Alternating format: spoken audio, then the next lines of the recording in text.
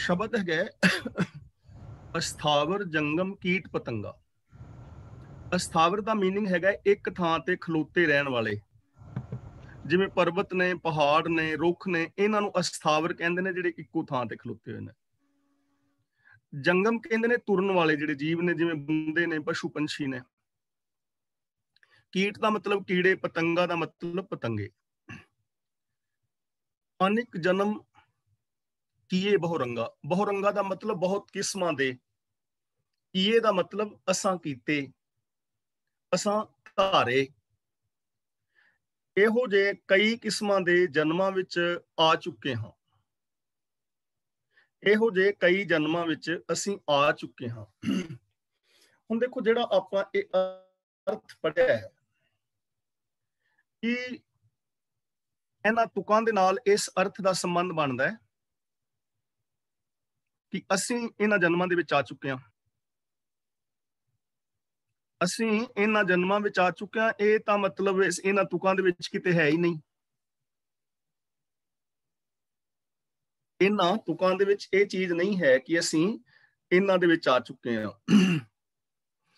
ਹੁਣ ਇਹ ਸਾਡੇ ਅਰਥਾਂ ਦੀ ਪ੍ਰੋਬਲਮ ਹੈ। ਜਦੋਂ ਸਾਨੂੰ ਅਰਥ ਇਹ ਸਮਝਾ ਦਿੱਤੇ ਗਏ ਵੀ ਇਹ ਸਥਾਵਰ ਜੰਗਮ ਕੀਟ ਪਤੰਗਮ ਰੁੱਖ ਦਰਖਤ, ਇਹਨਾਂ ਜਨਮਾਂ ਦੇ ਵਿੱਚ ਅਸੀਂ ਆ ਚੁੱਕੇ ਹਾਂ, ਤਾਂ ਇਹ ਸਾਡੇ ਅਰਥ ਕਰਨ ਦੀ ਪ੍ਰੋਬਲਮ ਹੈ। ਹੁਣ ਇਹ ਦੇਖੋ, ਇਹਨੂੰ ਧਿਆਨ ਦੇ ਨਾਲ ਆਪਾਂ ਫਿਰ ਦੁਬਾਰਾ ਪੜ੍ਹਦੇ ਹਾਂ। ਸਥਾਵਰ ਜੰਗਮ ਕੀਟ ਪਤੰਗਾ ਦਾ ਜਿਹੜਾ ਸ਼ਬਦੀ ਅਰਥ ਨੇ, ਉਹ ਤਾਂ ਉਹੀ ਨੇ ਕਿ ਰੁੱਖ ਦਰਖਤ, ਪਸ਼ੂ ਪੰਛੀ, ਕੀੜੇ ਮਕੌੜੇ, ਪਤੰਗੇ ਵਗੈਰਾ। ਅਨੇਕ ਜਨਮ, ਅਨੇਕ ਜਨਮ ਦਾ ਮਤਲਬ ਅਨੇਕਾਂ ਕਿਸਮ ਦੇ ਜਨਮ, ਅਨੇਕਾਂ ਕਿਸਮ ਦੇ ਜੀਵ ਜੰਤ। ਕੀਏ ਦਾ ਮਤਲਬ ਕੁਦਰਤ ਨੇ ਪੈਦਾ ਕੀਤੇ ਨੇ। ਬਹੁਰੰਗਾ ਦਾ ਮਤਲਬ ਬਹੁਤ ਰੰਗਾਂ ਦੇ, ਬਹੁਤ ਕਿਸਮਾਂ ਦੇ। ਤੇ ਜਿੰਨੇ ਵੀ ਰੁੱਖ ਨੇ, ਦਰਖਤ ਨੇ, ਤੁਰਨ ਵਾਲੇ ਨੇ, ਕੀੜੇ ਮਕੌੜੇ ਨੇ, ਪਸ਼ੂ ਪੰਛੀ ਨੇ, ਕਈ ਕਿਸਮਾਂ ਦੇ ਜੀਵ ਜੰਤ ਕੁਦਰਤ ਦੇ ਵਿੱਚ ਪੈਦਾ ਕੀਤੇ ਗਏ ਨੇ। ਹੁਣ ਇਹਨੂੰ ਅਸੀਂ ਧੱਕੇ ਨਾਲ ਜੋੜ ਲਿਆ ਕਿ ਅਸੀਂ ਇਹਨਾਂ ਜਨਮਾਂ ਦੇ ਵਿੱਚ ਆਏ ਹਾਂ। ਮੇਰੇ ਖਿਆਲ 'ਚ ਗੱਲ ਤੁਹਾਨੂੰ ਸਮਝ ਆ ਗਈ ਹੋਏਗੀ। ਚਲੋ ਆਪਾਂ ਫਿਰ ਸਵਾਲ ਜਵਾਬ ਅੱਗੇ ਕਰ ਲਾਂਗੇ, ਇਹ ਤੇ ਆਪਾਂ ਥੋੜਾ ਟਾਈਮ ਲਗਾ ਲਾਂਗੇ। ऐसे घर हम बहुत बसाए जब हम राम गर्भ होए आए। ਇਹਦੇ ਜੋ ਸ਼ਬਦਾਰਥ ਵਾਲੇ ਸ਼੍ਰੋਮਣੀ ਕਮੇਟੀ ਵਾਲੇ ਲਿਖ ਰਹੇ ਨੇ, ਉਹ ਲਿਖਦੇ ਨੇ ਜਦੋਂ ਅਸੀਂ ਗਰਭ ਜੂਨ ਆਏ ਤਾਂ ਅਸੀਂ ਇਹੋ ਜਿਹੀਆਂ ਕਈ ਜੂਨਾਂ ਭਵੀਆਂ, ਕਈ ਅਸਥਾਵਰ, ਕਈ ਜੰਗਮ ਆਦਿਕ ਬਣੇ। ਵਸਾਏ ਦਾ ਮਤਲਬ ਵਸਾਏ, ਆਬਾਦ ਕੀਤੇ। ਘਰ ਦਾ ਮਤਲਬ ਜੂਨਾ, ਸਰੀਰ। ਦੇਖੋ ਇੱਥੇ ਘਰ ਦਾ ਅਰਥ ਕਰ ਰਹੇ ਨੇ ਜੂਨਾ, ਤੇ ਥੱਲੇ ਭਾਈ ਸਾਹਿਬ ਜੀ ਅਰਥ ਕਰ ਰਹੇ ਨੇ, ਹੇ ਰਾਮ, ਅਸੀਂ ਇਹੋ ਜਿਹੇ ਕਈ ਸਰੀਰਾਂ ਵਿੱਚੋਂ ਦੀ ਲੰਘ ਕੇ ਆਏ ਹਾਂ। ਜੂਨਾ ਵਿੱਚ ਇੱਥੇ ਘਰ ਦਾ ਅਰਥ ਕਰ ਦਿੱਤਾ। ਜੂਨਾ, ਹੁਣ ਜੂਨ ਦੀ ਤੇ ਦੇ ਵਿੱਚ ਗੱਲ ਹੈ ਨਹੀਂ, ਗੱਲ ਘਰ ਦੀ ਹੋ ਰਹੀ ਹੈ। ਜੂਨ ਦੀ ਨਹੀਂ ਹੋ ਰਹੀ, ਘਰ ਦੀ ਹੋ ਰਹੀ ਹੈ। ਐਸੇ ਘਰ ਹਮ ਬਹੁਤ ਵਸਾਏ। ਹੁਣ ਘਰ ਕੀ ਹੈ? ਇਹਨੂੰ ਨਾ ਅਰਥਾਂ ਨੂੰ ਸਮਝਣ ਦਾ ਤਰੀਕਾ ਇਹ ਹੈਗਾ ਕਿ ਜਦੋਂ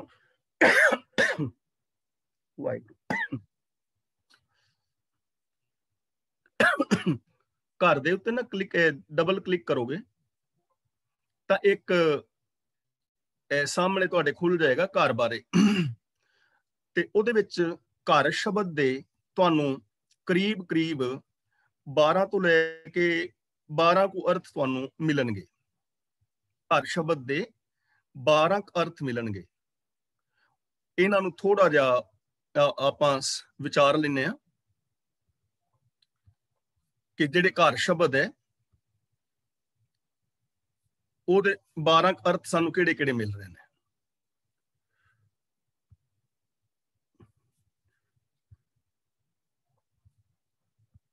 ਘਰ ਸ਼ਬਦ ਦਾ ਇੱਕ ਮੀਨਿੰਗ ਹੈਗਾ ਹੈ ਸ਼ਾਸਤਰ, ਜਿਵੇਂ 6 ਘਰ, 6 ਗੁਰ, 6 ਉਪਦੇਸ਼। ਇੱਥੇ ਘਰ ਸ਼ਬਦ ਆਇਆ ਸ਼ਾਸਤਰ ਵਾਸਤੇ। ਦੂਜਾ ਘਰ ਸ਼ਬਦ ਦਾ ਅਰਥ ਹੈਗਾ ਗ੍ਰਹਿ ਨਿਵਾਸ, ਯਾਨੀ ਮਕਾਨ, ਘਰ ਮੰਦਰ ਖੁਸ਼ੀ ਨਾਮ ਕੀ। ਤੀਜਾ ਅਰਥ ਹੈਗਾ ਮਨ, ਬਿਨ ਗੁਰ ਮੈਲ ਨਾ ਉਤਰੇ, ਬਿਨ ਹਰ ਕਿਉਂ ਘਰ ਵਾਸ। ਇੱਥੇ ਘਰ ਦਾ ਮਤਲਬ ਦਿਲ, ਮਨ। ਚੌਥਾ ਹੈਗਾ ਗ੍ਰਸਤ, ਹਰ ਸਥਿਤੀ ਮਨ ਰਵ ਰਿਹਾ, ਘਰ ਹੀ ਮਾਹੇ ਉਦਾਸ। ਇੱਥੇ ਘਰ ਦਾ ਅਰਥ ਹੈਗਾ ਗ੍ਰਸਤ, ਕਿ ਬੰਦਾ ਗ੍ਰਸਤ ਦੇ ਵਿੱਚ ਰਹਿੰਦਾ ਹੋਇਆ ਵੀ ਉਦਾਸ ਰਹਿੰਦਾ ਜਦੋਂ ਪ੍ਰਭੂ ਦੇ ਨਾਲ ਜੁੜਦਾ ਹੈ। ਤੇ ਪੰਜਵਾਂ ਹੈਗਾ ਜੋ ਗੁਰ ਕੀ ਜਨ ਸੇਵਾ ਕਰੇ, ਸੋ ਘਰ ਕੇ ਕੰਮ ਹਰ ਲਾਇਆ। ਭਾਵ ਅਸਲੀ, ਅਸਲੀਅਤ। ਮਨੁੱਖਾ ਜਨਮ ਜੀਤ ਹਾਰ ਕੀ ਸੋਝੀ ਕਰੀ, ਤੋ ਇਸ ਘਰ ਕੀ ਕੀਮਤ ਪਰੀ। ਇੱਥੇ ਘਰ ਦਾ ਮਤਲਬ ਹੈ ਮਨੁੱਖਾ ਜਨਮ, ਤੇ ਘਰ ਦਾ ਅਰਥ ਹੈਗਾ ਨੌ ਘਰ ਦੇਖ ਜੋ ਕਾਮਨ ਭੂਲੀ। ਇੱਥੇ ਨੌ ਘਰ ਦਾ ਮਤਲਬ ਸਾਡੀਆਂ ਜਿਹੜੀਆਂ ਨੌ ਗੋਲਕਾਂ ਨੇ, ਅੱਖਾਂ, ਕੰਨ ਵਗੈਰਾ। ਅੱਠਵਾਂ ਹੈਗਾ ਸਵੈ ਸਰੂਪ, ਉਲਟ ਭਈ ਘਰ ਘਰ ਮੈਂ ਆਣਿਆ। ਨੌਵਾਂ ਅਰਥ ਹੈਗਾ ਵਾਹਿਗੁਰੂ ਦੀ ਹਜ਼ੂਰੀ ਵਿੱਚ, ਅਸਲ ਨਿਵਾਸ ਵਿੱਚ। ਜਿਹ ਘਰ ਮੈਂ ਤੁਧ ਰਹਿਣਾ ਬਸਣਾ, ਸੋ ਘਰ ਚੀਤ ਨਾ ਆਇਆ। ਤੇ 10ਵਾਂ ਅਰਥ ਹੈਗਾ ਇਸਤਰੀ, ਪੁੱਤਰ, ਧੀ। ਬਾਹਰ ਕਾ ਮਾਸ ਮੰਦਾ ਸੁਆਮੀ, ਘਰ ਕਾ ਮਾਸ ਚੰਗੇਗਾ। ਹੁਣ ਇਹ ਸ਼ਬਦ ਦੇ ਅੰਦਰ ਘਰ ਸ਼ਬਦ ਦਾ ਕਿਤੇ ਵੀ ਅਰਥ ਜਿਹੜਾ ਜੂਨ ਵਾਸਤੇ ਨਹੀਂ ਆਇਆ, ਲੇਕਿਨ ਅਸੀਂ ਉਹ ਜੂਨ ਵਾਸਤੇ ਲਿਖਿਆ ਹੋਇਆ ਪੜਿਆ ਤੇ ਅਸੀਂ ਉਹਨੂੰ ਉਸੇ ਤਰ੍ਹਾਂ ਹੀ ਮੰਨ ਲਿਆ। ਅਸੀਂ ਆਪ ਉਹਨੂੰ ਵਿਚਾਰਨ ਦਾ ਯਤਨ ਨਹੀਂ ਕੀਤਾ। ਇੱਥੇ ਲਿਖ ਦਿੱਤਾ ਅਸੀਂ ਇਹੋ ਜਿਹੇ ਕਈ ਸ਼ਰੀਰਾਂ ਵਿੱਚੋਂ ਦੀ ਲੰਘ ਕੇ ਆਏ ਆ, ਜਾਂ ਸ਼੍ਰੋਮਣੀ ਕਮੇਟੀ ਵਾਲੇ ਲਿਖ ਰਹੇ ਨੇ ਜਦ ਅਸੀਂ ਗਰਭ ਜੂਨ ਆਏ ਤਾਂ ਅਸਾਂ ਇਹੋ ਜਿਹੇ ਕਈਆਂ ਜੂਨਾਂ ਭਵੀਆਂ, ਕਈ ਅਸਥਾਵਰ, ਕਈ ਕੀਟ ਪਤੰਗਮ ਆਦਿਕ ਬਣੇ। ਹੁਣ ਦੇਖੋ ਘਰ ਵਸਾਣਾ ਕੀ ਹੈ? ਐਸੇ ਦਾ ਮਤਲਬ ਐਵੇਂ, ਐਵੇਂ ਅਸੀਂ ਕਹਿੰਦੇ ਨੇ ਆਪ ਐਸੇ ਕरें, हिंदी विच आप ऐसे करें, सीधा चले जाएं, आगे से राइट को ले लेना या कुछ भी। हिंदी विच असी कह दिंदे ऐसे, एवें। पंजाबी विच कहने असी एवें। तां एवें इस तरह। घर दा मतलब सोच। हम बहुत वसाए कि असी बहुत किस्म दे घर वसाए हुए ने, सोच बनाई हुई है। देखो असी इस टाइम क्लास दे विच 41 मैंबर हाँ, ਤੇ ਜ਼ਰੂਰੀ ਨਹੀਂ ਕਿ ਸਾਡੇ 41 ਦੇ 41 ਮੈਂਬਰਾਂ ਦੀ ਸੋਚ ਇੱਕੋ ਜਿਹੀ ਹੋਵੇ। ਸਾਰਿਆਂ ਦੀ ਸੋਚ ਵੱਖਰੀ ਹੈ ਨਾ। ਕੱਪੜੇ ਪਾਉਣ ਦਾ ਕਿਸੇ ਦਾ ਆਪਣਾ ਤਰੀਕਾ ਹੈ, ਰੋਟੀ ਪਾਣੀ ਖਾਣਾ ਹੈ ਤਾਂ ਉਹਦੇ ਵਿੱਚ ਕਿਸੇ ਦੀ ਆਪਣੀ ਪਸੰਦ ਹੈ, ਔਰ ਮਕਾਨ ਕਿਹੋ ਜਿਹਾ ਡਿਜ਼ਾਈਨ ਕਰਾਉਣਾ ਹੈ ਉਹ ਹਰ ਇੱਕ ਦੀ ਆਪਣੀ ਪਸੰਦ ਹੈ। ਸੋਚ ਹੈ ਨਾ। ਕਈਆਂ ਨੇ ਆਪਣਾ ਘਰ ਵਸਾਇਆ ਹੋਇਆ ਹੈ ਸਤ, ਸੰਤੋਖ, ਦਇਆ, ਧਰਮ, ਧੀਰਜ ਵਗੈਰਾ ਵਗੈਰਾ ਸ਼ੁਭ ਗੁਣਾਂ ਦੇ ਘਰ ਵਸਾਏ ਹੋਏ ਨੇ, ਸੋਚ ਬਣਾਈ ਹੋਈ ਹੈ। ਤੇ ਕਈ ਲੋਕ ਨੇ ਜਿਨ੍ਹਾਂ ਨੇ ਈਰਖਾ, ਹੰਕਾਰ, ਪਾਪ, ਅਪਰਾਧ ਇਹੋ ਜਿਹੀ ਸੋਚ ਡਿਵੈਲਪ ਕੀਤੀ ਹੋਈ ਹੈ। ਇਹੋ ਜਿਹੀ ਸੋਚ ਡਿਵੈਲਪ ਕੀਤੀ हुई है, घर वसाया हुआ है, यानी सोच डिवेल्प कर ली है। जब हम राम गर्भ हुए आए, राम गर्भ यह चीज हम समझने वाली है कि राम गर्भ की है।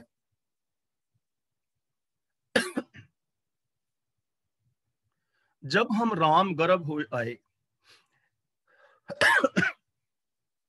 राम ਦਾ ਮਤਲਬ ਇਹ, ਰਾਮ ਗਰਭ ਹੋਏ ਆਏ ਦਾ ਮਤਲਬ ਜੂਨਾਂ ਵਿੱਚ ਪੈਂਦੇ ਗਏ। ਜਦੋਂ ਅਸੀਂ ਜੂਨਾਂ ਵਿੱਚ ਪੈਂਦੇ ਗਏ, ਇਹਦਾ ਅਰਥ ਕਰ ਦਿੱਤਾ ਜਦੋਂ ਅਸੀਂ ਜੂਨਾਂ ਵਿੱਚ ਪੈਂਦੇ ਗਏ। ਪਰ ਇੱਥੇ ਤੇ ਗੱਲ ਗਰਭ ਦੀ ਹੋ ਰਹੀ, ਜੂਨਾਂ ਦੀ ਤੇ ਗੱਲ ਹੀ ਨਹੀਂ ਹੋ ਰਹੀ ਨਾ। ਧਿਆਨ ਦੇ ਨਾਲ ਪੜੋ ਵੀ ਇੱਥੇ ਗੱਲ ਤਾਂ ਗਰਭ ਦੀ ਹੋ ਰਹੀ ਹੈ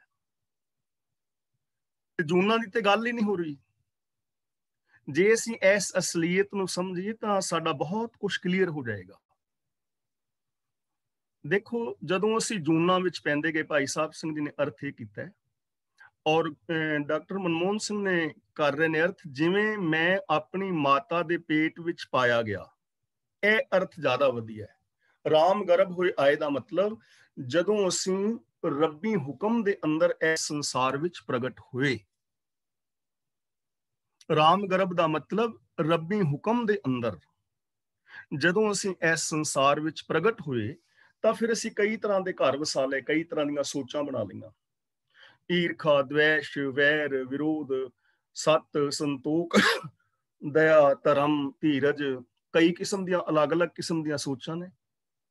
ਕਈ ਲੋਕ ਕਰਮ ਕਾਂਡਾਂ ਦੇ ਵਿੱਚ ਫਸੇ ਨੇ, ਵਰਤ ਨਰਾਤੇ ਸਰਾਧ ਨੇ। ਕਈ ਲੋਕ ਨੇ ਜਿਹੜੇ ਸੱਚ ਦੇ ਰਾਹਾਂ ਦੇ ਉੱਤੇ ਚੱਲ ਰਹੇ ਨੇ। ਕਈ ਲੋਕਾਂ ਨੇ ਆਪਣੀ ਸੋਚ ਹੀ ਵਸਾ ਲਈ, ਬਣਾ ਲਈ ਹੈ ਕਿ ਉਹਨਾਂ ਨੇ ਚੋਰੀਆਂ ਹੀ ਕਰਨੀਆਂ ਨੇ, 2 ਨੰਬਰ ਦੇ ਧੰਦੇ ਹੀ ਕਰਨੇ ਨੇ। ਕਈ ਲੋਕਾਂ ਨੇ ਸੋਚ ਬਣਾ ਲਈ ਕਿ ਉਹਨਾਂ ਨੇ ਪਰਉਪਕਾਰ ਹੀ ਕਰਨਾ ਹੈ। ਤਾਂ ਇਹ ਸਾਰਾ ਕੁਝ ਤਾਂ ਹੀ ਹੋਇਆ ਜਦੋਂ ਅਸੀਂ ਇਸ ਸੰਸਾਰ ਵਿੱਚ ਆਏ ਮਾਂ ਦੇ ਗਰਭ ਰਾਹੀਂ। ਤਾਂ ਇੱਥੇ ਗਰਭ ਦਾ ਅੱਗੇ ਜੂਨਾਂ ਦੇ ਨਾਲ ਕੋਈ ਸੰਬੰਧ ਨਹੀਂ, ਪਰ ਜੂਨਾਂ ਜੋੜ ਲਈਆਂ ਨੇ। ਜੋਗੀ ਜਤੀ ਤਪੀ ਬ੍ਰਹਮਚਾਰੀ। ਹੁਣ ਕਦੇ ਅਸੀਂ ਜੋਗੀ ਬਣੇ, ਕਦੇ ਜਤੀ, ਕਦੇ ਤਪੀ, ਕਦੇ ਬ੍ਰਹਮਚਾਰੀ। ਇਹ ਮੀਨਿੰਗ ਕੀਤਾ ਹੈ ਕਿ ਕਦੇ ਅਸੀਂ ਜੋਗੀ ਬਣੇ, ਕਦੇ ਜਤੀ ਬਣੇ, ਕਦੇ ਤਪੀ ਬਣੇ, ਕਦੇ ਬ੍ਰਹਮਚਾਰੀ ਬਣੇ।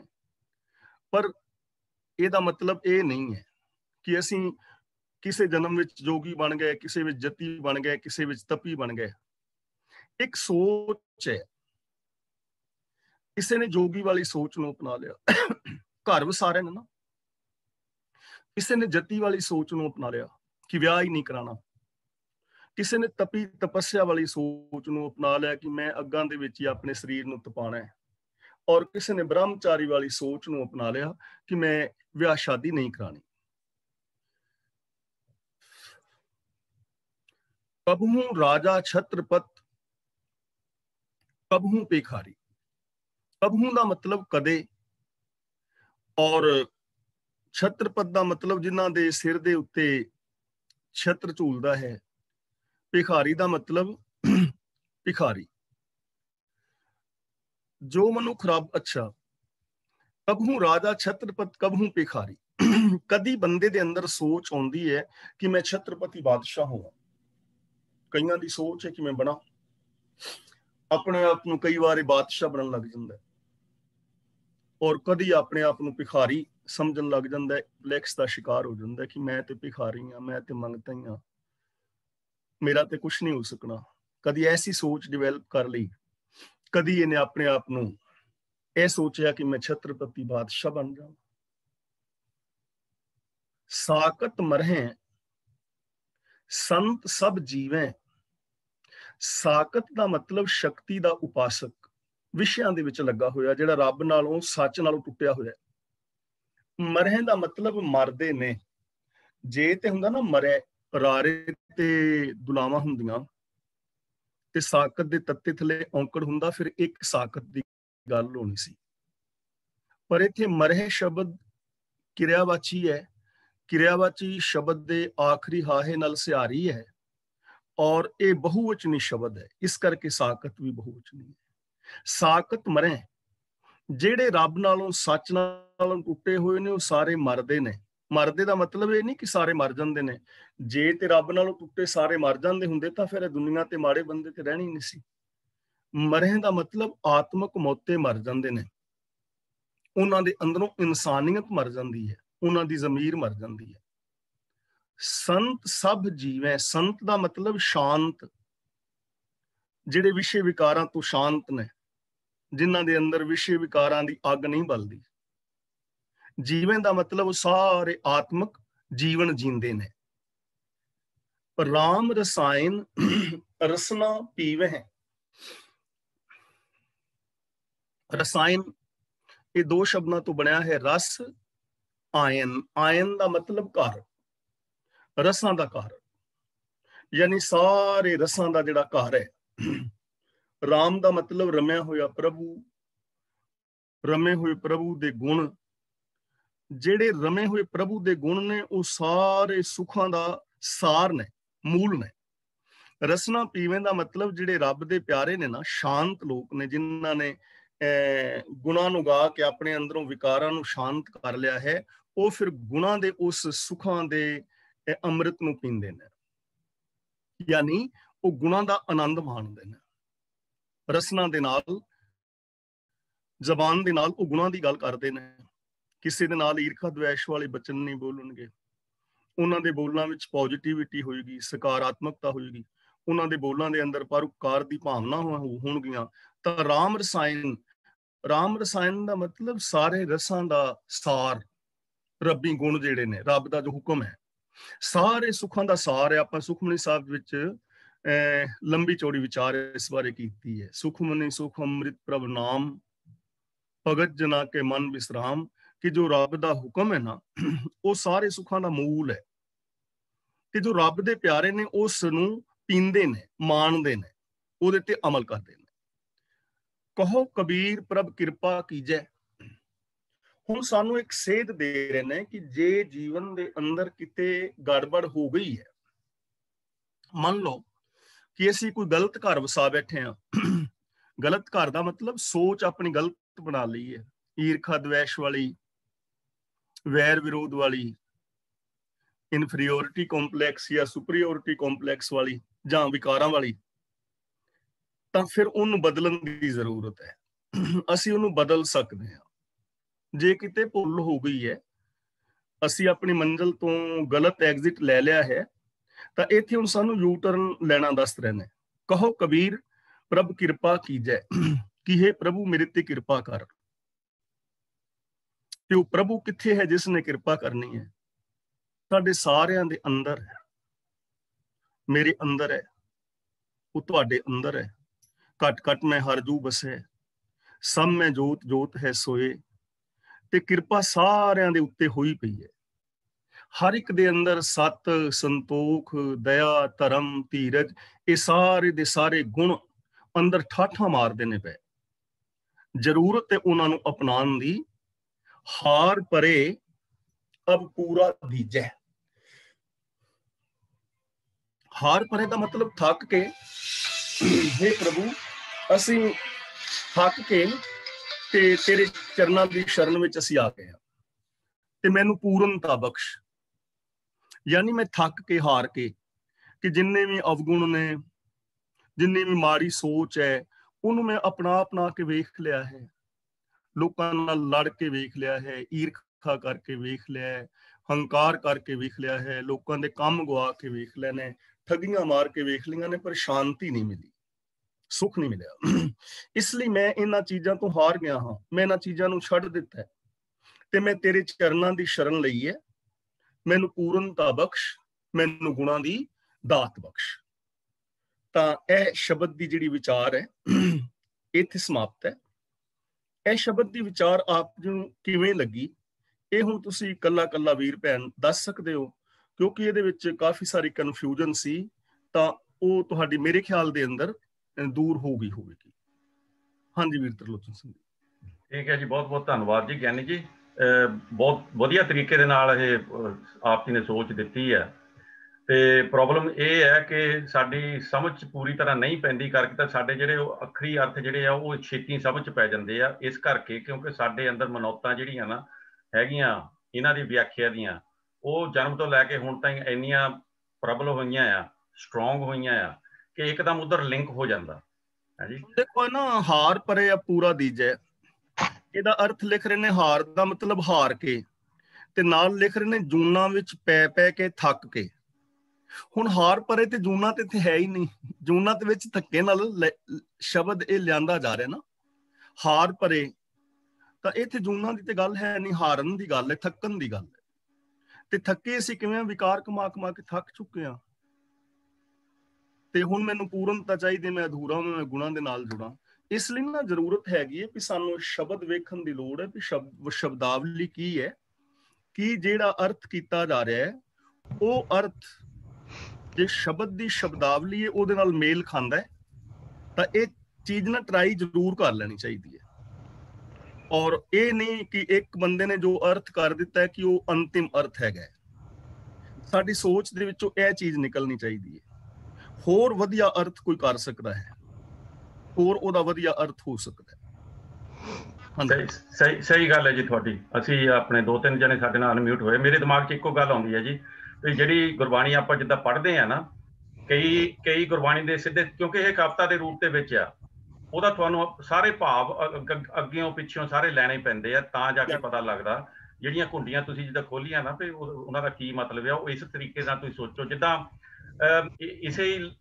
ਇਸੇ ਸ਼ਬਦਾਂ ਨੂੰ ਜੇ ਤੁਸੀਂ ਇੱਦਾਂ ਪੜ੍ਹੋ ਨਾ, ਵੀ ਐਸੇ ਘਰ ਹਮ ਬਹੁਤ ਵਸਾਏ, ਇਹ ਪਹਿਲਾਂ ਇਹ ਪੜ੍ਹੋ तां पढ़ो फिर जब हम राम गर्भ होए आए, ठीक है ना। मतलब इस हिसाब ਨਾਲ, ਕਿਉਂਕਿ ਇਸ ਜ਼ਿੰਦਗੀ ਦੀ ਤੁਸੀਂ ਗੱਲ ਕਰ ਰਹੇ ਆ, ਜਿੱਦਾਂ ਹੈਗਾ ਨਾ ਸੁੱਚ ਹੋਵੇ ਤਾਂ ਸੱਚ ਪਾਈਏ, ਸਿੱਧੇ ਸਿੱਧੇ ਅਰਥਾਂ ਦੇ ਵਿੱਚ ਇਹ ਪਤਾ ਲੱਗਦਾ ਸੁੱਚ ਹੋਊਗੀ ਤਾਂ ਸੱਚ ਪਾਈ ਦੋ, ਹੈਗੀ ਅਦਰ ਵੇ ਰਾਉਂਡ ਆ, ਹੈਗੀ ਦੂਏ ਪਾਸੇ ਨੂੰ, ਸੱਚ ਹੋਊਗਾ ਤਾਂ ਹੀ ਸੁੱਚਣ ਦਾ ਫਾਇਦਾ।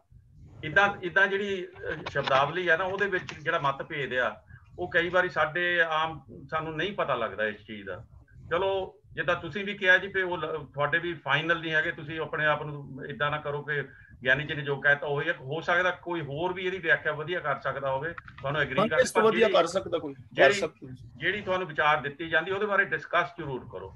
ਸਾਡੇ ਨਾਲ ਸਤਵੰਤ ਕੌਰ ਜੀ ਅਨਮਿਊਟ ਹੋਏ ਆ ਤੇ ਉਹਦੇ ਬਾਅਦ ਜਗਜੀਤ ਕੌਰ ਜੀ ਆ, ਤੇ ਹੋਰ ਵੀ ਕਿਸੇ ਨੇ ਵੀ ਆਪਣੇ ਵਿਚਾਰ ਜ਼ਰੂਰ ਦਿਓ ਜੀ। ਸਤਵੰਤ ਕੌਰ ਜੀ ਤੁਸੀਂ ਪਹਿਲਾਂ ਆਪਣੇ ਵਿਚਾਰ ਰੱਖੋ। ਹਾਂਜੀ, ਮੈਂ ਨਾ ਇਹ ਘਰ ਦੀ ਵਿਆਖਿਆ ਅੱਜ ਪਹਿਲੀ ਦਫਾ ਏਦਾਂ ਸੁਣੀ ਹੈ, ਤੇ ਮੈਂ ਭਾਈ ਸਾਹਿਬ ਨੂੰ ਬੇਨਤੀ ਕਰਦੀ ਹਾਂ ਕਿ ਇਹ ਜ਼ਰਾ ਦੁਬਾਰਾ ਰਿਪੀਟ ਕਰ ਦੇਣਗੇ ਕਿ ਘਰ ਦੇ ਇੰਨੇ ਵੱਖਰੇ ਵੱਖਰੇ ਮਤਲਬ ਨੇ, ਸੋ ਜੋ ਮੀਨਿੰਗ ਜ਼ਰਾ ਦੁਬਾਰਾ ਕਰ ਦੇਣ। ਤਾਂ ਨਾਲੇ ਉਹਨਾਂ ਨੇ ਤੁਕਾਂ ਹਰ ਇੱਕ ਵੱਖਰੇ ਵੱਖਰੇ ਘਰ ਦੀਆਂ ਦਿੱਤੀਆਂ ਨੇ, ਸੋ ਉਹ ਮੈਂ ਥੋੜਾ ਜਿਹਾ ਜੋਟ ਡਾਊਨ ਕਰ ਲਾਂਗੀ, ਫਿਰ ਮੈਂ ਪਿੱਛੋਂ ਰੈਫਰੈਂਸ ਕਰਕੇ ਦੁਬਾਰਾ ਸਿੱਖਾਂਗੀ ਕਿ ਘਰ ਦਾ ਮੀਨਿੰਗ ਕਿਸ ਤਰ੍ਹਾਂ ਹੈ। ਭੈਣ ਜੀ ਮੈਂ ਤੁਹਾਨੂੰ ਸਕਰੀਨਸ਼ਾਟ ਭੇਜ ਦਿਆਂਗੀ, ਭਾਈ ਸਾਹਿਬ ਨੂੰ ਬੋਲਣਾ ਪਏਗਾ ਸਾਰਾ ਦੁਬਾਰਾ ਤੋਂ। ਚਲੋ ਠੀਕ ਹੈ। ਹਾਂਜੀ ਨਾ ਬੋਲਾਂ ਫਿਰ? ਨਹੀਂ ਤੁਸੀਂ ਆਰਾਮ ਕਰੋ। ਤੁਸੀਂ ਏਦਾਂ ਕਰੋ ਜਗਜੀਤ ਕੌਰ ਜੀ, ਤੁਸੀਂ ਆਪਣਾ ਪੁਆਇੰਟ ਰੱਖ ਦਿਓ, ਤੁਸੀਂ ਇਹਨਾਂ ਨੂੰ ਭੇਜ ਦਿਓ। ਹਾਂਜੀ ਨਹੀਂ ਮੈਂ ਉਹੀ ਜਿਸ ਤਰ੍ਹਾਂ ਹੁਣ ਗਰੁੱਪ ਦੇ ਵਿੱਚ ਨਹੀਂ ਤਾਂ ਪਾ ਦਿਓ ਕਿਸੇ ਚਾਰ। ਹਾਂਜੀ ਪਾ ਦਿਆਂਗੀ, ਮੈਂ ਪਾ ਦਿਆਂਗੀ। ਹਾਂਜੀ ਠੀਕ ਹੈ, ਗਰੁੱਪ ਵਿੱਚ ਬਹੁਤ ਸਾਰੇ ਦੇਖ ਲਈ। ਹਾਂਜੀ ਮੈਂ ਇਹ ਕਹਿਣਾ ਸੀ ਕਿ ਜਿਸ ਤਰ੍ਹਾਂ ਭਾਈ ਸਾਹਿਬ ਨੇ ਸਮਝਾਇਆ ਹੋਇਆ ਨਾ ਸਾਨੂੰ ਕਿ ਅਗਲੇ ਪਿਛਲੇ ਜਨਮ ਜੂਨਾ ਕੁਝ ਨਹੀਂ ਹੁੰਦੀਆਂ, ਤੇ ਇਸ ਹਿਸਾਬ ਨਾਲ ਜਿਹੜੀ ਸ਼ਬਦ ਦਾ ਭਾਵ ਅਰਥ ਉਹਨਾਂ ਨੇ ਲਿਖਿਆ, ਪ੍ਰਭੂ ਤੋਂ ਵਿਛੜ ਕੇ ਜੀਵ ਨੂੰ ਕਈ ਜਨਮਾਂ ਵਿੱਚ ਪਾਉਣਾ ਪੈਂਦਾ ਹੈ, ਤਦੋਂ ਹੀ ਖਲਾਸੀ ਹੁੰਦੀ ਹੈ ਜਦੋਂ ਅੰਦਰੋਂ ਹਉਮੈ ਦੂਰ ਕਰਕੇ ਨਾਮ ਜਪੇ। ਤੇ ਮਤਲਬ ਇਸ ਤੁਕ ਦੇ ਹਿਸਾਬ ਨਾਲ ਔਰ ਇਸ ਭਾਵਾਰਥ ਤਾਂ ਇਹੀ ਹੋ ਗਿਆ ਨਾ ਕਿ ਜਿੰਦੇ ਜੀ ਜਿਹੜਾ ਇਹ ਸਾਡਾ ਜਨਮ ਹੈ, ਆਪਣੀਆਂ ਸੋਚਾਂ ਕਰਕੇ ਅਸੀਂ ਅਲੱਗ-ਅਲੱਗ ਜੋਨ ਭੁਗਤ ਲੈਂਦੇ ਹਾਂ, ਤੇ ਮਤਲਬ ਮਰਨ ਤੋਂ ਬਾਅਦ ਨਹੀਂ, ਜੋ ਕੁਝ ਵੀ ਹੈ ਇਸ ਜਨਮ ਵਿੱਚ ਹੀ ਹੈ। ਅਸਲ ਦੇ ਵਿੱਚ ਨਾ ਉਹ ਜਿਹੜਾ ਪਿਛਲੀਆਂ ਮਨੌਤਾਂ ਚੱਲੀਆਂ ਆ ਰਹੀਆਂ ਨੇ ਨਾ, ਹਾਂਜੀ ਹਾਂਜੀ, ਉਹ ਮਨੌਤਾਂ ਸਾਡੇ ਉੱਤੇ ਪ੍ਰਭਾਵਿਤ ਨੇ। ਹਾਂਜੀ ਹਾਂਜੀ, ਔਰ ਗੁਰਬਾਣੀ ਦੇ ਜਿਹੜੇ ਬਹੁਤ ਜ਼ਿਆਦਾ ਅਰਥ ਕੀਤੇ ਗਏ ਨੇ, ਜਾਂ ਤਾਂ ਵਿਦਾਂਤ ਨੂੰ ਮੁੱਖ ਰੱਖ ਕੇ ਕੀਤੇ ਗਏ ਨੇ, ਜਿਵੇਂ ਫਰੀਦਕੋਟ ਵਾਲਾ ਟੀਕਾ ਹੈਗਾ, ਜਾਂ ਪੰਡਿਤ ਨਰੈਣ ਸਿੰਘ ਹੈਗਾ, ਜਾਂ ਹੋਰ ਨੇ ਕੁਛ ਐਸੇ ਕੁਛ ਪੁਰਾਣਿਕ ਮਤ ਨੂੰ ਲੈ ਕੇ ਸਾਖੀਆਂ ਕਹਾਣੀਆਂ।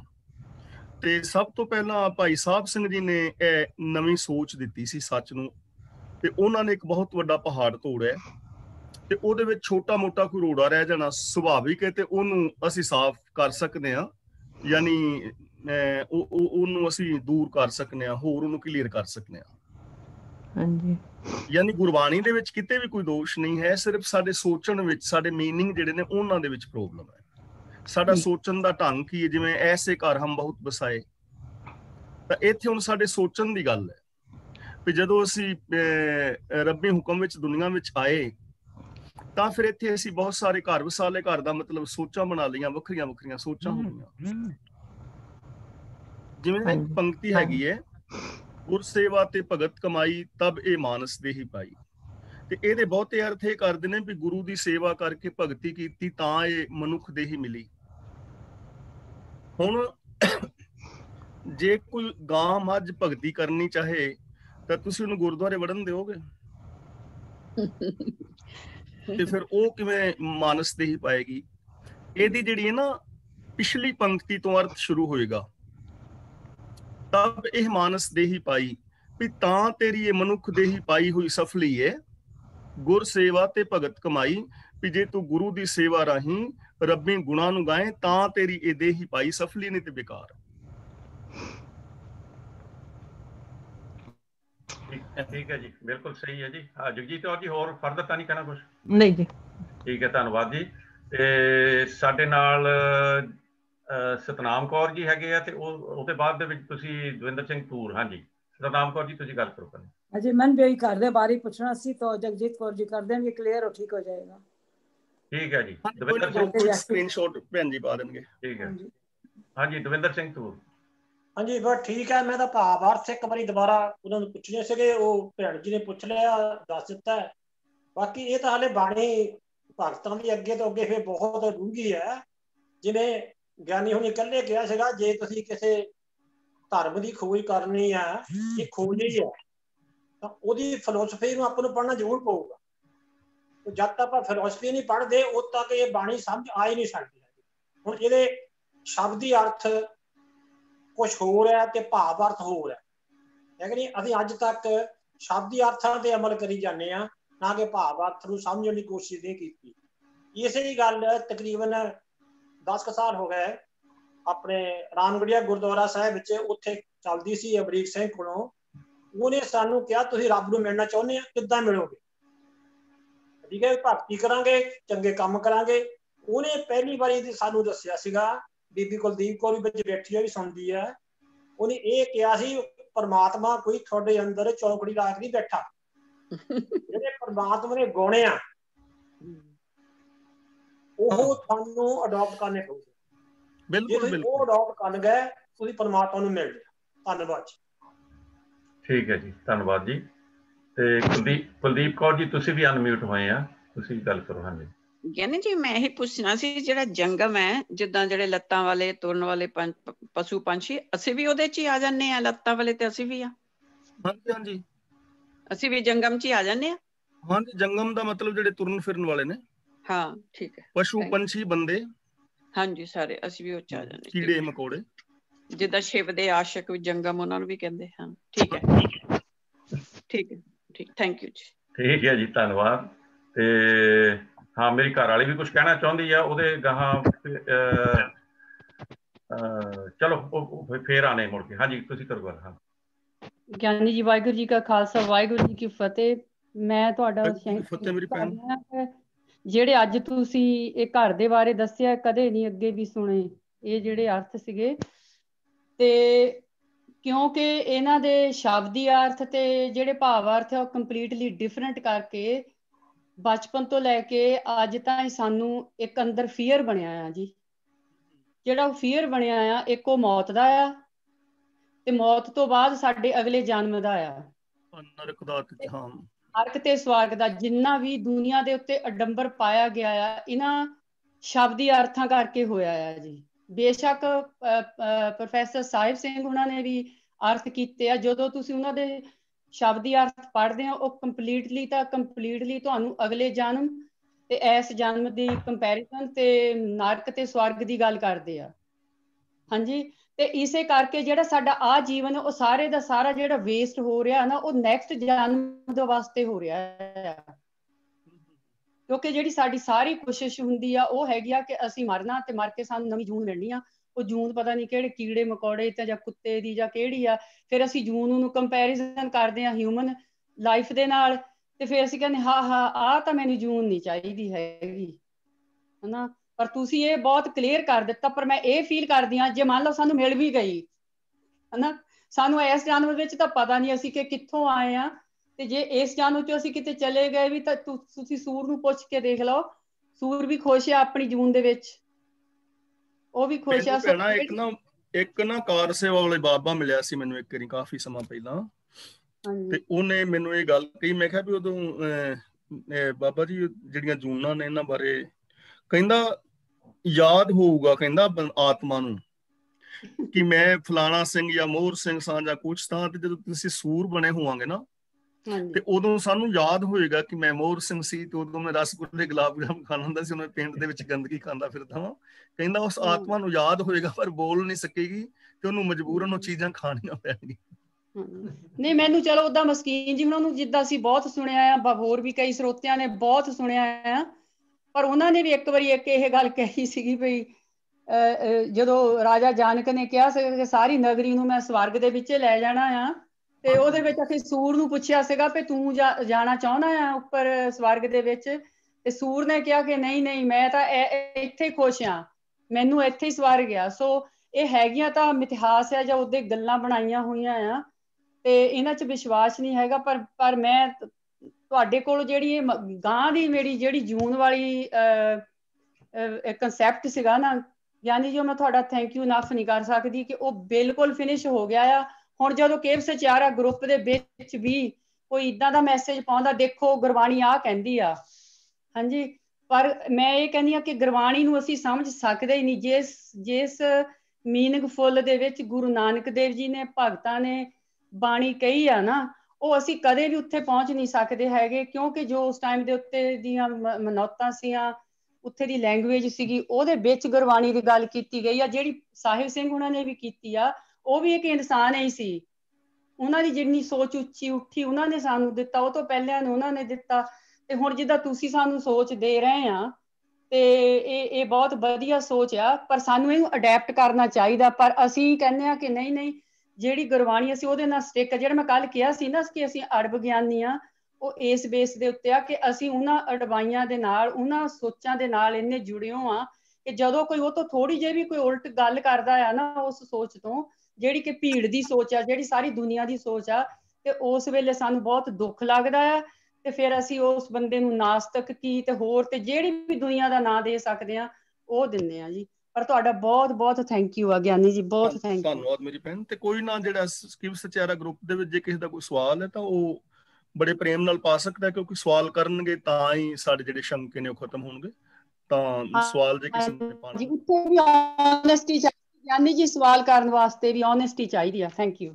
ਹਾਂਜੀ ਠੀਕ ਹੈ ਜੀ, ਬਹੁਤ ਵਧੀਆ ਜੀ। ਤੇ ਸਤਨਾਮ ਕੌਰ ਜੀ, ਤੁਸੀਂ ਫਿਰ ਅਨਮਿਊਟ ਹੋਏ ਆ। ਮੈਂ ਹੋਰਾਂ ਨੂੰ ਵੀ ਬੇਨਤੀ ਇਹ ਕਰੂੰਗਾ ਕਿ ਅਜੇ ਸਾਡੇ ਕੋਲ ਟਾਈਮ 2 ਵਜੇ ਆ ਜੀ, ਤੁਸੀਂ ਬਿਲਕੁਲ ਆਪਣਾ ਅਨਮਿਊਟ ਹੋ ਕੇ ਆਪਣੇ ਵਿਚਾਰ ਦਿਓ। ਇੱਦਾਂ ਨਹੀਂ ਕਿ 2 ਬੰਦੇ ਬੋਲ ਗਏ ਉਹਦੇ ਬਾਅਦ ਦੇ ਵਿੱਚ ਬਾਕੀ ਆਪਣੇ ਤੁਸੀਂ ਚੁੱਪਚਾਪ ਚਲੇ ਗਏ। ਆਈ ਐਮ ਸ਼ੋਰ ਕਿ ਤੁਹਾਡੇ ਦਿਮਾਗ 'ਚ ਵੀ ਕੁਛ ਨਾ ਕੁਛ, ਜਾਂ ਪੋਜ਼ਿਟਿਵ ਜਾਂ ਨੈਗੇਟਿਵ, ਸਹਿਮਤੀ ਜਾਂ ਨਹੀਂ ਸਹਿਮਤੀ, ਡਜ਼ਨਟ ਮੈਟਰ, ਤੁਸੀਂ ਜ਼ਰੂਰ ਗੱਲ ਕਰੋ।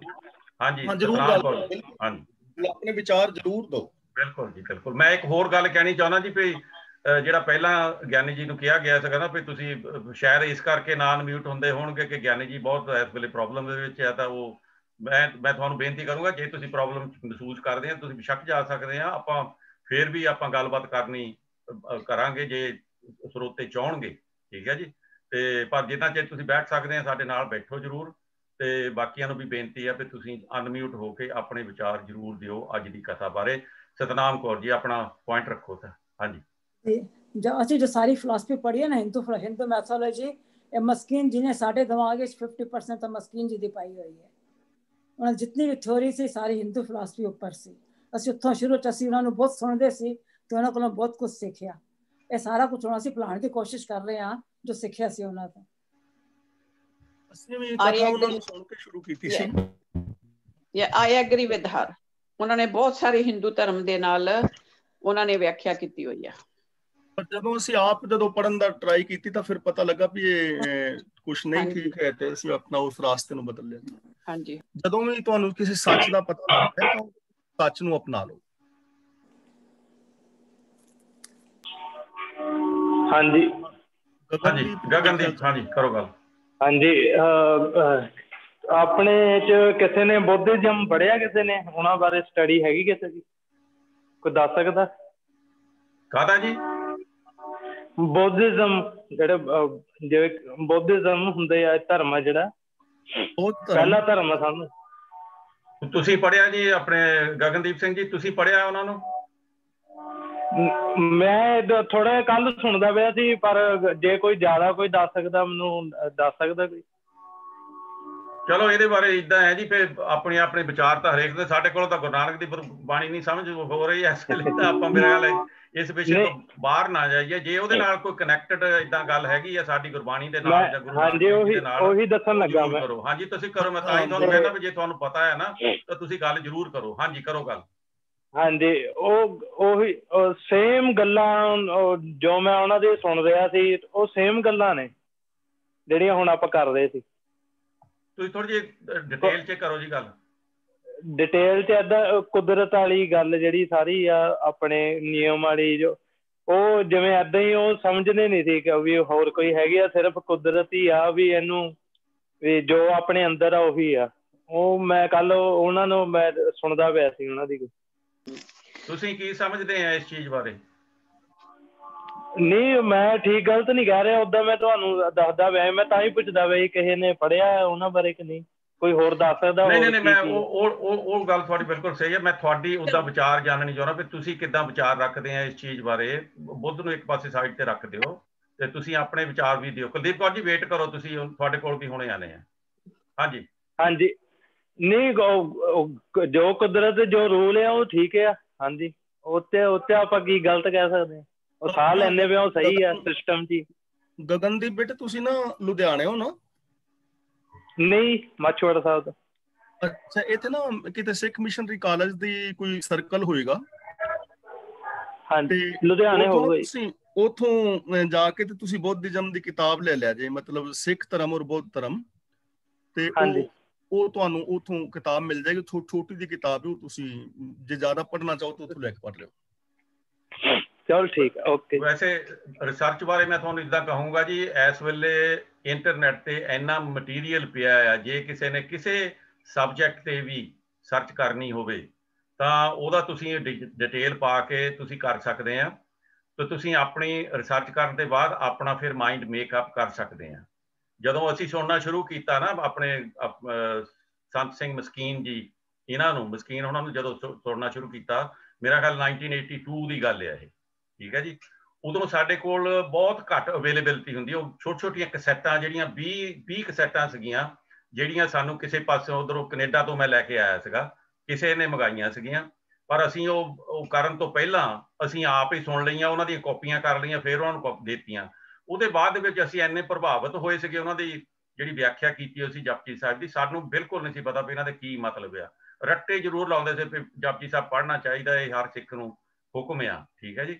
ਜਦੋਂ ਉਹਨਾਂ ਨੇ ਇਹ ਸਾਰੀ ਗੱਲਬਾਤ ਕੀਤੀ ਹੈ, ਉਹ ਬਹੁਤ ਪ੍ਰਭਾਵਿਤ ਸੀਗੀ, ਤੇ ਅਸੀਂ ਟੇਪਾਂ ਵੰਡੀਆਂ ਵੀ ਬਹੁਤ ਲੋਕਾਂ ਨੂੰ, ਕਿਉਂਕਿ ਅਸੀਂ ਖੁਦ ਪ੍ਰਭਾਵਿਤ ਸੀਗੇ।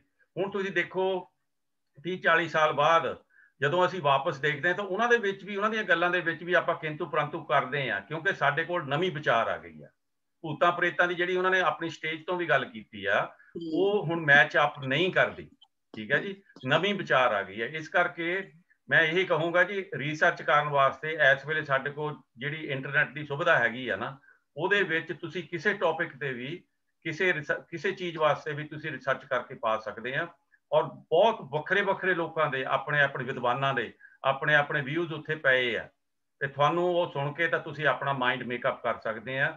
ਤੇ ਨਾਲੇ ਤੁਸੀਂ ਕੰਪੇਅਰ ਕਰ ਸਕਦੇ ਆ ਵੀ ਜਿਹੜੀ ਗੁਰਬਾਣੀ ਕਹਿੰਦੀ ਆ ਤਾਂ ਜੈਨ ਬੁੱਧ ਕੀ ਕਹਿੰਦੇ ਆ, ਉਹ ਸਾਰਿਆਂ ਦਾ ਤੁਹਾਡੇ ਨਾਲ ਨੌਲੇਜ ਵੀ ਵੱਧ ਸਕਦੀ ਆ, ਤਾਂ ਤੁਸੀਂ ਇੱਕ ਜਗ੍ਹਾ ਟਿਕ ਸਕਦੇ ਆ। ਹਾਂਜੀ ਕੁਲਦੀਪ ਕੌਰ ਜੀ, ਤੁਸੀਂ ਗੱਲ ਕਰੋ। ਮੈਂ ਗਗਨ ਨੂੰ ਇਹ ਕਹਿਣਾ ਸੀ, ਗਗਨ ਇਹ ਠੀਕ ਕਹਿੰਦਾ ਆ, ਕਿਉਂਕਿ ਬੁੱਧਿਜ਼ਮ ਬਹੁਤ ਅੱਛਾ ਧਰਮ ਸੀਗਾ, ਉਹ ਵੀ ਬਹੁਤ ਸਿੱਖੀਜ਼ਮ ਦੇ ਨਾਲ ਬਹੁਤ ਮੈਚ ਕਰਦਾ। ਪੜ੍ਹਿਆ ਤੇ ਮੈਂ ਵੀ ਬਹੁਤ ਪੜ੍ਹਿਆ ਤੇ ਹੈ, ਪਰ ਬਹੁਤ ਦੇਰ ਪਹਿਲਾਂ ਪੜ੍ਹਿਆ ਸੀ, ਪਰ ਮੈਂ ਐਕਸਪਲੇਨ ਨਹੀਂ ਕਰ ਸਕਦੀ ਹੁਣ ਪ੍ਰੋਪਰਲੀ, ਜਿੱਦਾਂ ਹੁਣ ਗੁਰਬਾਣੀ ਆਪਾਂ, ਲੇਕਿਨ ਬਹੁਤ ਸਾਰਾ ਉਹ ਵੀ ਜਿੱਦਾਂ ਸਿੱਖੀਜ਼ਮ ਦੇ ਨਾਲ ਉਹਦਾ ਬਹੁਤ ਮੈਚ ਹੈ।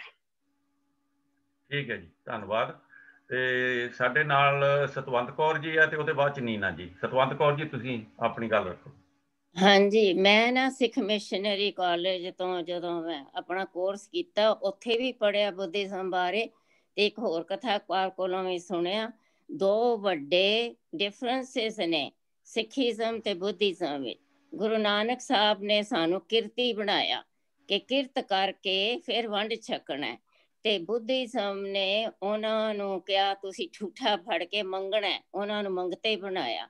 ਤੇ ਨੰਬਰ 2, ਐਕਚੁਅਲੀ ਨੰਬਰ 1 ਸਾਨੂੰ ਗੁਰੂ ਸਾਹਿਬ ਨੇ ਕਿਹਾ ਗ੍ਰਸਤ ਵਿੱਚ ਹੀ ਰਹਿ ਕੇ, ਗ੍ਰਸਤੇ ਵਿੱਚ ਰਹਿ ਕੇ ਤੁਸੀਂ ਰੱਬ ਨੂੰ ਮਿਲਣ ਦੀ ਕੋਸ਼ਿਸ਼ ਕਰਨੀ। ਤੇ ਬੁੱਧਿਜ਼ਮ ਨੇ ਉਹਨਾਂ ਨੂੰ ਉਦਾਸੀਆਂ ਵੱਲ ਭੇਜਿਆ। ਤੇ ਤੁਸੀਂ ਦੇਖੋਗੇ ਜੇ ਤੁਸੀਂ ਬੁੱਧਿਜ਼ਮ ਨੂੰ ਜੁਆਇਨ ਕਰੋਗੇ, ਸਾਡੇ ਕਾਫੀ ਸਿੱਖ ਬੀਬੀਆਂ ਚਲੀਆਂ ਗਈਆਂ ਉਧਰ, ਇੱਥੋਂ ਜਿੱਥੇ ਅਸੀਂ ਰਹਿੰਦੇ ਹਾਂ, ਤੇ ਉਹ ਕੀ ਕਰਦੇ ਨੇ, ਉਹ ਤੁਹਾਨੂੰ ਇਨਕਰੇਜ ਕਰਦੇ ਨੇ ਕਿ ਤੁਸੀਂ ਉਦਾਸੀ ਵੱਲ ਜਾਓ, ਉਹ ਗ੍ਰਹਿਣ ਕਰੋ, ਬਾਕੀ ਸਾਰਾ ਕੁਝ ਛੱਡ ਦੋ, ਤੇ ਕਿਰਤ ਵੀ ਨਹੀਂ ਕਰਨੀ ਤੇ ਮੰਗ ਕੇ ਖਾਣਾ। ਇਹ ਦੋ ਬੜੇ ਵੱਡੇ ਫਰਕ ਨੇ ਉਹਦੇ ਤੇ ਸਾਡੇ ਧਰਮ ਦੇ। ਸਹੀ ਗੱਲ ਹੈ, ਆਈ ਐਗਰੀ ਵਿਦ ਯੂ। ਬਹੁਤ ਵਧੀਆ ਤੁਸੀਂ ਐਕਸਪਲੇਨ ਕੀਤਾ ਜੀ, ਸਹੀ ਗੱਲ ਹੈ ਤੁਹਾਡੀ 101%। ਠੀਕ ਕਹਿ ਰਹੇ ਹੋ ਸਤਵੰਤ ਜੀ, ਇੱਕਦਮ ਬਿਲਕੁਲ ਸਹੀ ਕਹਿ ਰਹੇ ਨੇ। ਠੀਕ ਹੈ ਜੀ। ਆਪਣੇ ਨੀਨਾ ਜੀ ਅਨਮਿਊਟ ਹੋਏ ਆ, ਤੇ ਉਹਦੇ ਬਾਅਦ ਚ ਬਲਜੀਤ ਕੌਰ ਜੀ, ਜੇ ਤੁਸੀਂ ਵੀ ਕੁਝ ਕਹਿਣਾ ਤਾਂ ਕਹਿ ਲਿਓ। ਪਹਿਲਾਂ ਨੀਨਾ ਜੀ ਗੱਲ ਕਰਨਾ। ਹਾਂਜੀ ਹਾਂਜੀ, ਮੈਂ ਕਹਿਣਾ ਚਾਹੁੰਦੀ ਹਾਂ ਕਿ ਜਦ ਦੀ ਮੈਂ ਕਲਾਸ ਸ਼ੁਰੂ ਕੀਤੀ ਹੈ ਭਾਈ ਸਾਹਿਬ ਨਾਲ, ਇੱਕ ਵੱਡਾ ਖੁਲਾਸਾ ਹੋ ਗਿਆ ਹੈ ਕਿ ਕੋਈ ਨਰਕ ਸਵਰਗ ਹੈ ਨਹੀਂ ਹੈ ਇਸ ਤੋਂ ਬਾਅਦ, ਮਰਨ ਤੋਂ ਬਾਅਦ। ਮੈਂ ਤੇ ਇਹੀ ਸੋਚ ਕੇ ਬੈਠੀ ਹੋਈ ਸੀਗੀ ਕਿ ਸਵਰਗ ਹੋਏਗਾ ਤੇ ਨਰਕ ਹੋਏਗਾ, ਤੇ ਉਹ ਕੋਈ ਹੈ ਹੀ ਨਹੀਂ ਹੈ, ਸਭ ਕੁਝ ਇੱਥੇ ਹੀ ਹੈਗਾ। ਤੇ ਇਸ ਕਰਕੇ ਜੋ ਤੁਸੀਂ ਖੱਟਣਾ ਹੈ ਇਸ ਜਨਮ ਵਿੱਚ ਹੀ ਖੱਟ ਲਓ। ਪਹਿਲਾਂ ਨਹੀਂ ਖੱਟਿਆ ਤੇ ਹੁਣ ਜਿਹੜਾ ਰੈਸਟ ਆਫ ਦਾ ਟਾਈਮ ਹੈਗਾ ਉਹਦੇ ਵਿੱਚ ਹੀ ਖੱਟ ਲਓ। ਤੇ ਇਹ ਬੜਾ ਵੱਡਾ ਖੁਲਾਸਾ ਭਾਈ ਸਾਹਿਬ ਨੇ ਕੀਤਾ। ਮੈਂ ਬੜੇ ਭਰਮਾਂ 'ਚ ਪਈ ਹੋਈ ਸੀ। ਠੀਕ ਹੈ ਜੀ, ਠੀਕ ਹੈ, ਧੰਨਵਾਦ। ਤੁਸੀਂ ਫਿਨਿਸ਼ ਕਰ ਰਹੇ ਜੀ ਆਪਣੀ ਗੱਲ? ਹਾਂਜੀ ਹਾਂਜੀ ਹਾਂਜੀ, ਧੰਨਵਾਦ ਜੀ। ਹਾਂਜੀ ਬਲਜੀਤ ਕੌਰ ਜੀ, ਤੁਸੀਂ ਗੱਲ ਕਰੋ। ਹਾਂ, ਮੈਂ ਵੀ ਇਹੀ ਕਹਿਣਾ ਚਾਹਾਂਗੀ ਕਿ ਜਿਹੜੀ ਅੱਜ ਸ਼ਬਦ ਦੀ ਵਿਆਖਿਆ ਕੀਤੀ ਭਾਈ ਸਾਹਿਬ ਨੇ, ਬੜੇ ਸ਼ੰਕੇ ਦੂਰ ਹੋਏ ਨੇ। ਉਹਨਾਂ ਨੇ ਇੱਕ ਇੱਕ ਵਰਡ ਨੇ ਸਾਨੂੰ ਬੜੀ ਸੋਹਣੇ ਤਰੀਕੇ ਨਾਲ ਸਮਝਾ ਦਿੱਤਾ। ਜਿਕਨ ਗਿਆਨੀ ਜੀ ਨੇ ਕਿਹਾ ਜੋਗੀ ਜਤੀ ਤਪੀ ਬ੍ਰਹਮਚਾਰੀ, ਅਸੀਂ ਸਮਝਦੇ ਸੀ ਕਿ ਰੂਪ ਧਾਰਦੇ ਨੇ ਕਿ ਜਿੰਨੇ ਵੀ ਇਹ ਹੈ ਨੇ, ਹਮੇਸ਼ਾ ਅਸੀਂ ਇਹ ਚੀਜ਼ਾਂ ਨੂੰ ਲੈ ਕੇ ਤੁਰਦੇ ਪਏ ਸੀ ਭੁਲੇਖੇ 'ਚ। ਲੇਕਿਨ ਅੱਜ ਉਹਨਾਂ ਨੇ ਖੁਲਾਸਾ ਕੀਤਾ ਕਿ ਇਹ ਸੋਚ ਦੇ ਨਾਲ ਹੀ ਬੰਦਾ ਜਪੀ ਤਪੀ ਤੇ ਬ੍ਰਹਮਚਾਰੀ ਬਣਦਾ ਹੈ। ਤੇ ਇਹ ਬੜਾ ਹੀ ਅੱਛਾ ਜਿਹੜਾ ਸ਼ਬਦ ਦੀ ਵਿਆਖਿਆ ਹੋਈ ਹੈ, ਬਹੁਤ ਹੀ ਚੀਜ਼ਾਂ ਸਮਝਣ ਨੂੰ ਆਈਆਂ ਤਰੀਕੇ ਨਾਲ, ਇੱਕਦਮ ਖੁੱਲੇ ਤਰੀਕੇ ਨਾਲ। ਬਹੁਤ ਬਹੁਤ ਧੰਨਵਾਦ ਗਿਆਨੀ ਜੀ ਦਾ, ਜਿਹੜਾ ਇੰਨੇ ਸੋਹਣੇ ਤਰੀਕੇ ਨਾਲ ਇਹ ਸ਼ਬਦ ਦੀ ਵਿਆਖਿਆ ਕੀਤੀ ਹੈ। ਉਹ ਸਾਡੇ ਸ਼ੰਕੇ ਦੂਰ ਹੋਏ ਨੇ। ਧੰਨਵਾਦ। ਠੀਕ ਹੈ ਜੀ, ਧੰਨਵਾਦ ਜੀ। ਤੇ ਇੱਕ ਹੋਰ ਸੀਗੀ ਜੀ ਆਪਣੇ, ਉਹ ਠਹਿਰ ਕੇ ਕਰ ਲੈਣੇ। ਚਲੋ ਸਾਡੇ ਨਾਲ ਹਾਂਜੀ ਹਾਂਜੀ, ਮੇਰੀ ਘਰ ਵਾਲੀ ਕੁਝ ਕਹਿਣਾ ਚਾਹੁੰਦੀ ਹੈ। ਮੈਂ ਇਹ ਕਹਿਣਾ ਚਾਹੁੰਦੀ ਸੀਗੀ ਕਿ ਜਿੱਦਾਂ ਆਪਾਂ ਨੇ ਉਹ ਦੂਸਰੇ ਨੂੰ ਸੁਣਿਆ ਸੀਗਾ ਓਸ਼ੋ ਨੂੰ, ਬੇਸ਼ੱਕ ਉਹਦੀ ਜਿਹੜੀ ਵਿਚਾਰਧਾਰਾ ਬਹੁਤੀ ਉਹ ਸੀਗੀ, ਪਰ ਉਹਨੇ ਇੱਕ ਕਨਸੈਪਟ ਬਹੁਤ ਕਲੀਅਰ ਕੀਤਾ ਸੀ ਬੁੱਧਿਜ਼ਮ ਬਾਰੇ ਤੇ ਸਨਾਤਨ ਮਤ ਬਾਰੇ। ਇਹ ਚੀਜ਼ ਸਾਡੇ ਤੇ ਵੀ ਅਪਲਾਈ ਹੋਈ ਆ ਕਿ ਜਿਹੜਾ ਬੁੱਧ ਦੀ ਐਕਚੁਅਲ ਸੋਚ ਸੀਗੀ ਨਾ, ਉਹਨੂੰ ਦਬਾ ਦਿੱਤਾ ਗਿਆ ਆ। ਜਿਹੜਾ ਅੱਜ ਬੁੱਧਿਜ਼ਮ ਹੈਗੀ ਆ, ਜਿਹੜੀ ਅੱਜ ਜਿਹੜੇ ਮੰਕ ਬਣਾਉਂਦੇ ਆ ਜਾਂ ਕਿੱਦਾਂ, ਉਹ ਕਦੇ ਵੀ ਉਹਨੇ ਨਹੀਂ ਬਣਾਏ। ਇਹ ਉਹ ਮੂਰਤੀ ਪੂਜਾ ਦੇ ਵੀ ਖਿਲਾਫ ਸੀ। ਤੇ ਉਹਨੇ ਕਿਹਾ ਸੀਗਾ ਕਿ ਰੱਬ ਕਿਤੇ ਨਹੀਂ, ਰੱਬ ਤੁਸੀਂ ਆ, ਰੱਬ ਤੁਹਾਡੇ ਵਿੱਚ ਆ। ਤੇ ਉਹ ਏਡੀ ਵੱਡੀ ਮੂਰਤੀ ਕਿੱਦਾਂ ਬਣਾ ਸਕਦਾ? ਪਰ ਉਹਦੀ ਜਿਹੜੀ ਪੈੜ ਸੀਗੀ ਉਹਨੂੰ ਦਬਾਉਣ ਦੇ ਵਾਸਤੇ ਜਿਨ੍ਹਾਂ ਨੇ ਆਪਣੇ ਉਹ ਮੰਕ ਤੇ ਆਪਣੀਆਂ ਉਹਨਾਂ ਦੇ ਜਿਹੜੇ ਮੰਦਿਰ ਹੈਗੇ ਆ ਉਹ ਚਲਾਉਣੇ ਸੀਗੇ, ਉਹਨਾਂ ਨੇ ਇਹ ਸੋਚ ਪੈਦਾ ਕੀਤੀ ਆ। ਇੱਦਾਂ ਹੀ ਇਹ ਜਿਹੜਾ ਮਹਾਵੀਰ ਹੋਇਆ ਆ, ਉਹਦੀ ਸੋਚ ਨੂੰ ਵੀ ਬਿਲਕੁਲ ਦਬਾਇਆ ਗਿਆ ਆ ਅੱਜ ਕੱਲ ਉਹਨਾਂ ਦੀ ਸੋਚ ਦੇ ਵਿੱਚ। ਕਿਉਂਕਿ ਮਹਾਵੀਰ ਨੂੰ ਤਾਂ ਹੁਣ ਤੁਸੀਂ ਦੇਖਦੇ ਹੀ ਆ, ਉਹ ਦਿਗੰਬਰ ਬਣਾਏ ਹੋਏ ਆ ਉਹਨਾਂ ਦੇ, ਹਨਾ। ਤੇ ਇਹ ਮੈਨੂੰ ਜਿਹੜੀ ਇਹ ਚੀਜ਼ ਆ ਨਾ ਕਿ ਜਿਹੜਾ ਬੁੱਧ ਸੀਗਾ, ਜੋ ਬੁੱਧ ਨੇ ਦਿੱਤਾ, ਐਕਚੁਅਲੀ ਉਹ ਕਦੇ ਵੀ ਨਹੀਂ ਪ੍ਰਚਾਰਿਆ ਗਿਆ। ਜਿੱਦਾਂ ਸਾਡੇ ਧਰਮ ਦੇ ਵਿੱਚ ਤੁਸੀਂ ਦੇਖ ਲਓ, ਹੁਣ ਸੂਰਜ ਪ੍ਰਕਾਸ਼ 250 ਸਾਲ ਬਾਅਦ ਲਿਖ ਕੇ ਸਾਡੇ ਵਿੱਚ ਇੰਨਾ ਪ੍ਰਚਾਰਿਆ ਗਿਆ ਆ, ਔਰ ਅੱਜ ਵੀ ਉਹਦੀ ਕਥਾ ਹੋ ਰਹੀ ਆ। ਅਸੀਂ 90% ਲੋਕ ਅਸੀਂ ਉਹਨਾਂ ਚੀਜ਼ਾਂ ਦੇ ਉੱਤੇ ਵਿਸ਼ਵਾਸ ਕਰਦੇ ਹਾਂ ਜਿਹੜੀਆਂ ਉਹਦੇ ਵਿੱਚੋਂ ਆ ਰਹੀਆਂ ਆ, ਰਾਈਟ। ਸੋ ਇਸ ਕਰਕੇ ਇਹ ਜਿਹੜਾ ਬੁੱਧ ਸੀਗਾ, ਇਹਦੇ ਨਾਲ ਵੀ ਇਨਸਾਫ ਨਹੀਂ ਹੋਇਆ ਹੈਗਾ। ਉਹਦੀਆਂ ਉਹ ਚੀਜ਼ਾਂ ਪ੍ਰਚਾਰੀਆਂ ਨਹੀਂ ਗਈਆਂ ਜਿਹੜੀਆਂ ਉਹਨੇ ਦਿੱਤੀਆਂ ਸੀਗੀਆਂ। ਉਹਦੀਆਂ ਚੀਜ਼ਾਂ ਨੂੰ ਸਿਰਫ ਇਹ ਪ੍ਰਚਾਰਿਆ ਗਿਆ, ਮੂਰਤੀ ਪੂਜਾ ਤੇ ਮੰਤਰ, ਬੈਠ ਕੇ ਜਿੱਦਾਂ ਉਹ ਜਪਦੇ ਆ ਤੇ ਉਹ ਚੱਕਰ ਜਿਹਾ ਘੁਮਾਈ ਜਾਂਦੇ ਆ ਜੀ, ਹਨਾ। ਇਹ ਆ ਮਤਲਬ ਇਹਦੇ ਵਿੱਚ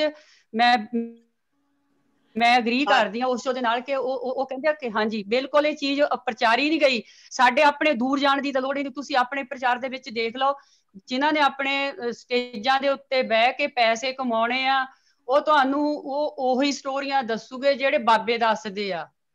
ਉਹਨਾਂ ਬਾਬਿਆਂ ਵਾਲੀਆਂ ਸਟੋਰੀਆਂ ਉਹ ਫਿਰ ਮਿਰਾਕਲ ਵਾਲੀਆਂ ਸਟੋਰੀਆਂ ਹੈਗੀਆਂ ਆ, ਹਨਾ। ਹੋਰ ਤਾਂ ਉਹਦੇ ਵਿੱਚ ਕੁਝ ਹੈ ਨਹੀਂ। I agree with ਮੈਂ ਇੰਨਾ ਹੀ ਕਹਿਣਾ ਸੀ। Davinder, I agree with you 100%.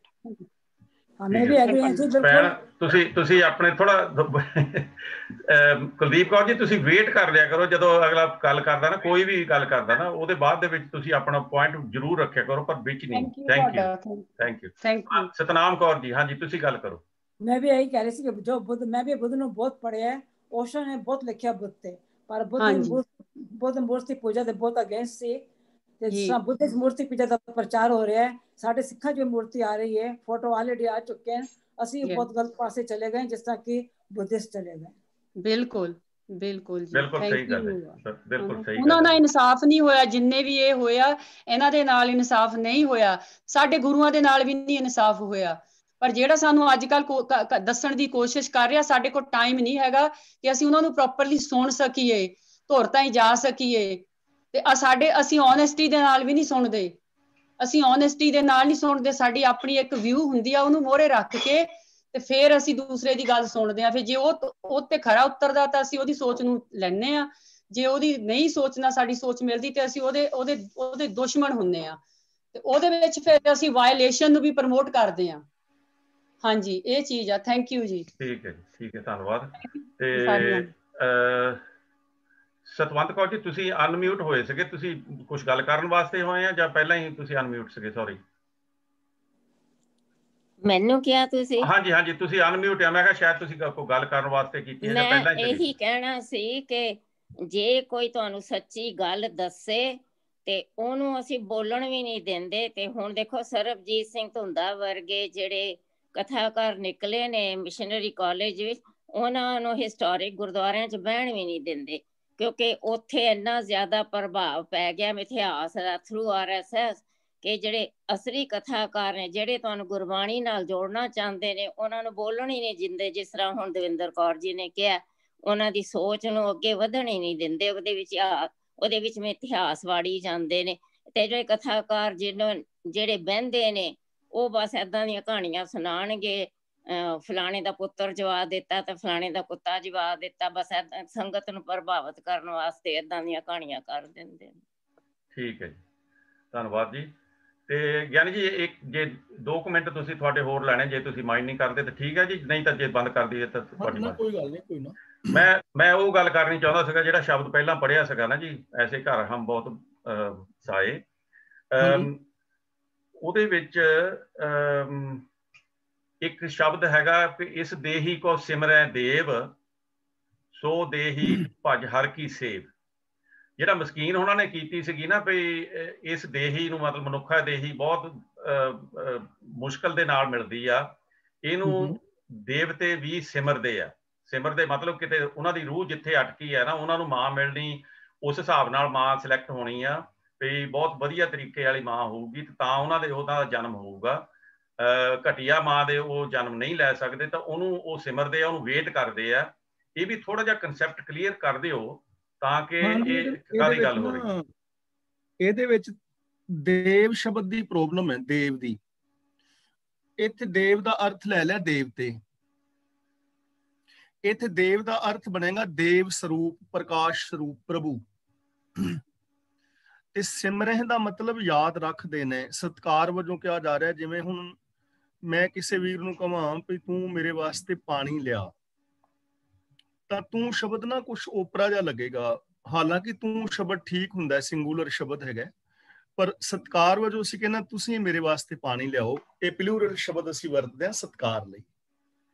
ਇਸ ਦੇਹੀ ਕੋ ਸਿਮਰਹਿ ਦੇਵ, ਕਿ ਇਹ ਜਿਹੜੀ ਦੇਹੀ ਹੈ ਨਾ, ਇਹਨੂੰ ਰੱਬ ਯਾਦ ਰੱਖਦਾ ਹੈ, ਯਾਨੀ ਉਹਦੇ ਸਿਸਟਮ ਦੇ ਅੰਦਰ ਯਾਦ ਹੈ ਵੀ ਕਿਵੇਂ ਇਹਦੀ ਪਾਲਣਾ ਹੋਣੀ ਹੈ।